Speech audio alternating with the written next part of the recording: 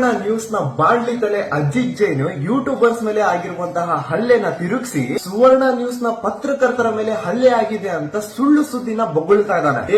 ಬಾಡ್ಲಿ ತಲೆ ಅಜಿತ್ ಜೈನ್, ನಾಚಿಕೆ ಆಗ್ಬೇಕು ನಿನ್ ಜನ್ಮಕ್ಕೆ. ಎಷ್ಟು ಸುಳ್ಳು ಬೊಗಳ್ತೀಯ, ಇನ್ನು ಎಷ್ಟು ವಿಷ ತುಂಬಿಕೊಂಡಿದ್ಯಾ ನೀನು. ನಿಮ್ ಚಾನಲ್ ನ ನ್ಯೂಸ್ ರಿಪೋರ್ಟರ್ಸ್ ಗೆ ಯಾರು ಹೊಡೆದೇ ಇಲ್ಲ, ಅವ್ರ ಮೇಲೆ ಒಂದು ಗಾಯ ಇಲ್ಲ, ಒಂದ್ ಚಿಕ್ಕ ಸ್ಕ್ರಾಚ್ ಕೂಡ ಇಲ್ಲ. ಇದನ್ನ ನಾನಲ್ಲ, ಹಾಸ್ಪಿಟಲ್ ನ ಮೆಡಿಕಲ್ ರಿಪೋರ್ಟ್ ಹೇಳ್ತಾ ಇದೆ. ಇವತ್ತು ಯೂಟ್ಯೂಬರ್ಸ್ ಮೇಲೆ ಆಗಿರುವಂತಹ ಹಲ್ಲೆ ಇದು ನಾರ್ಮಲ್ ಹಲ್ಲೆ ಅಲ್ಲ, ಮಾರಣಾಂತಿಕ ಹಲ್ಲೆ. ಪೊಲೀಸ್ ಅವರು ಬರೋದು ಚೂರ್ ಏನಾದ್ರೂ ಲೇಟ್ ಆಗಿದ್ರೆ 3 ಜನ ಸಾಯ್ತಾ ಇದ್ರು. ಹಾಗಂತ ಪೊಲೀಸ್ ಅವರು ಸ್ಪಾಟ್ ಬಂದ ತಕ್ಷಣ ಏನ್ ಸಿಚುವೇಶನ್ ಎಲ್ಲ ಕಂಟ್ರೋಲ್ ಅಲ್ಲಿ ಬಂದಿಲ್ಲ. ಪೊಲೀಸ್ ಅವ್ರ ಮೇಲೇನು ಆ ಡಿ ಗ್ಯಾಂಗ್ ಅವರು ಹಲ್ಲೆ ಮಾಡಿದ್ದಾರೆ, ಕಲ್ ತೂರಾಟ ಮಾಡಿದ್ದಾರೆ, ಅಲ್ಲಿದ್ದಂತಹ ಎಷ್ಟೋ ವೆಹಿಕಲ್ಸ್ ನ ಡ್ಯಾಮೇಜ್ ಮಾಡಿದ್ದಾರೆ. ಲಿಟ್ರಲಿ ಗೂಂಡಗಳಿಗಿಂತನೂ ವರ್ಸ್ಟ್ ಬಿಹೇವಿಯರ್. ಈ ಡಿ ಗ್ಯಾಂಗ್ ನವರು ಅನ್ಹ್ಯೂಮನ್ ಆಗಿ ಬಿಹೇವ್ ಮಾಡಬಹುದು, ದೇವಸ್ಥಾನಕ್ಕೆ ಬರುವಂತಹ ಭಕ್ತಾದಿಗಳಿಗೆ ಹೊಡಿಬಹುದು, ಅದೇನು ತೊಂದರೆ ಆಗಲ್ಲ. ಆದ್ರೆ ನಾವುಗಳು ಯಾರಾದ್ರೂ ನ್ಯಾಯದ ಪರ ಧ್ವನಿ ಎತ್ಬಿಟ್ರೆ ದೇವಸ್ಥಾನನ ಮುಂದೆ ತರ್ತಾರೆ, ಕ್ಷೇತ್ರಕ್ಕೆ ಅಪಮಾನ ಮಾಡ್ತಿದ್ದಾರೆ, ಅಪಪ್ರಚಾರ ಮಾಡ್ತಿದ್ದಾರೆ ಅಂತ ಟೀಕೆಗಳು ಮಾಡ್ತಾರೆ. ನೋಡಿ, ಒಂದು ಅರ್ಥ ಮಾಡ್ಕೊಳ್ಳಿ, ಇದೆಲ್ಲಾನು SIT ತನಿಖೆನ ನಿಲ್ಲಿಸಬೇಕು ಅಂತ